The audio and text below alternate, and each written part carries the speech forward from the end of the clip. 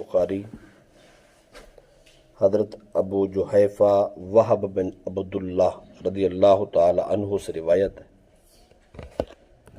فرماتے ہیں رسول اکرم صلی اللہ علیہ وسلم نے فرمایا لا اکل متکئا، نبی رحمت صلی اللہ علیہ وسلم فرماتے ہیں میں نے کبھی تکیہ لگا کر کھانا نہیں کھایا۔ ٹیک لگا کر تکیہ لگا کر کھانا سرکار دو عالم صلی اللہ علیہ وسلم کی پسندیدہ نہیں ہے۔ علامہ خطابی نے اس کی شرح لکھی ہے، وہ فرماتے ہیں اس کا مطلب یہ ہے بسترا بچھا کر تکیے لگا کر بڑے ہی سکون سے بیٹھ کر اس طرح پتہ چلے کہ نہ جانے اس نے کتنے کھانا کھانا، ایسا سٹائل بنا کر بیٹھ کے کھانا یہ رسول اکرم صلی اللہ علیہ وسلم کو پسند نہ تھا۔ اور دیگر شارحین نے اس حدیث کی شرح لکھی ہے، وہ فرماتے اس سے مراد یہ ہے کہ تکیہ لگا کر خود کو اس کے اوپر بٹھا کر سہارا لگا کر ٹیڑھا ہو کے بیٹھ جانا اور پھر کھانا، یہ نبی اکرم صلی اللہ علیہ وسلم کو پسند نہ تھا۔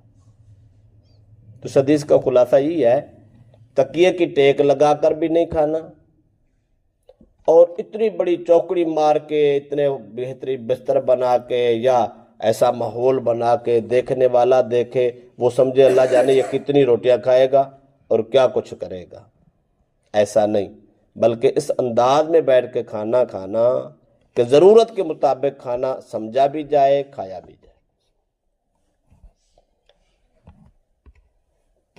حضرت انس بن مالک رضی اللہ عنہ فرماتے ہیں رأیت رسول اللہ صلی اللہ علیہ وسلم جالسا مقعیا یأکل تمرا، انس بن مالک رضی اللہ تعالیٰ عنہ فرماتے ہیں میں نے رسول اکرم صلی اللہ علیہ وسلم کو کھجوریں کھاتے ہوئے دیکھا۔ آپ کا جو انداز تھا وہ یہ تھا دونوں گھٹنے کھڑے کیے ہوئے تھے اور ایسے ہی بیٹھ کر دو گھٹنے کھڑے کر کے بیٹھ کے کھا رہے تھے۔ اس انداز میں اگر کوئی آدمی بیٹھ کے کھا رہا ہو تو دیکھنے والا بھی دیکھتا ہے کہ وہ کتنی کھائے گا۔ اتفاق ایسا تھا کہ وہ بیٹھے تھے کھا لیے، تو اس کا مطلب ہے اس انداز میں بیٹھ کے کھانا نہیں کہ آدمی سب کچھ چھوڑ دے صرف کھانے پہ ٹوٹ کے پڑ جائے۔ یہ طریقہ اور یہ ترتیب یا یہ انداز یا یہ سوچ کھانے کے حوالے سے رسول اکرم صلی اللہ علیہ وسلم کو پسند نہیں۔ حضرت عبداللہ بن عباس رضی اللہ عنہ راوی ہے، یہ متفق علیہ حدیث ہے، فرماتے رسول اکرم صلی اللہ علیہ وسلم نے فرمایا اذا اکل احدکم طعاما، تم میں سے جب بھی کوئی شخص کھانا کھائے فلا یمسح اصابعہ حتی یلعقھا او یلعقھا، آپ فرماتے ہیں کوئی بھی شخص کھانا کھاتے ہوئے اپنی انگلیوں کو صاف نہ کرے جب تک چاٹ نہ لے۔ کھانا کھانے سے اکثر انگلیوں پہ سارن لگ جاتا ہے، کھانے کی چیز لگ جاتی ہے، اس کو ٹشو کے ساتھ یا رومال کے ساتھ یوں جو ہے نا وہ صاف کیا جاتا ہے، بار بار صاف کیا جاتا ہے، یہ منع ہے۔ کھانا کھائیں ہاتھ پہ اگر کچھ لگ جاتا تو اس کو چوس لیں، چاٹ لیں، ہاتھ کو صاف کر لیں، بعد میں اس کو کسی رومال سے یا ٹشو سے صاف کرنا ہے۔ ہم تو سمجھتے ہیں کہ یہ نزاکت ہے یا چدراہٹ ہے یا بڑا پن ہے، لوگ کہتے ہیں کیا نزاکت سے کھانا کھاتا ہے، رسول اکرم صلی اللہ علیہ وسلم نے اس کو پسند نہیں کیا۔ ٹشو بعد میں استعمال کر لیں، کوئی مسئلہ نہیں ہے، رومال بعد میں استعمال کر لیں، کوئی مسئلہ نہیں ہے، لیکن ہر لقمے کے بعد جناب ہاتھ صاف کرنا اور یہ وہ کرنا، ایسا کرنا درست نہیں ہے۔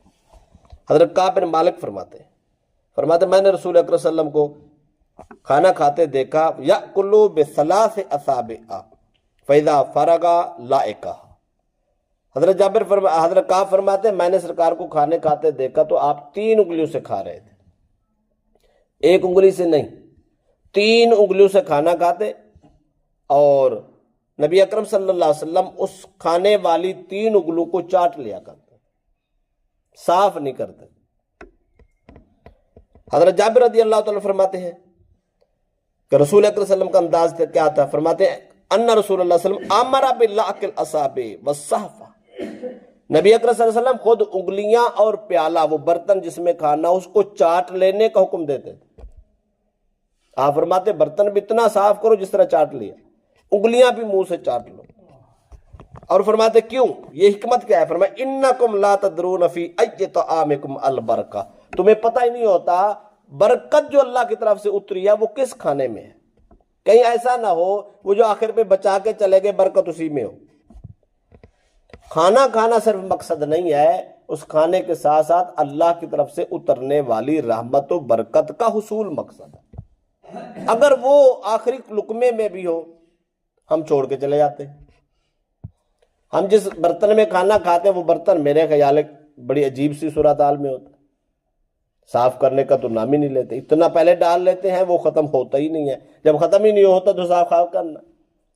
تو رسول اکرم صلی اللہ علیہ وسلم نے فرمایا انگلیوں پہ لگا کھانا بھی چاٹ لو، کہیں ایسا نہ ہو. تمہیں کیا خبر اللہ پاک نے برکت کس میں رکھی ہے؟ اسی کھانے میں ہو جو تیرے انگلیوں میں ہو، وہ تو نے رومال سے صاف کر لیا تو برکت سے محروم ہو گئی. ممکن ہے وہ اسی کھانے میں ہو جو برتن کو لگا ہوا ہے، تو نے وہ چھوڑ دیا، برکت سے محروم ہو گیا. پیٹ تو نے بھر لیا پر برکت نہ ملی، تو بے برکت کھانا کھانا مقصود ہی نہیں ہے. تو اس لیے سرکار نے فرمایا انگلیاں بھی چاٹ لو، برتن بھی چاٹ لو.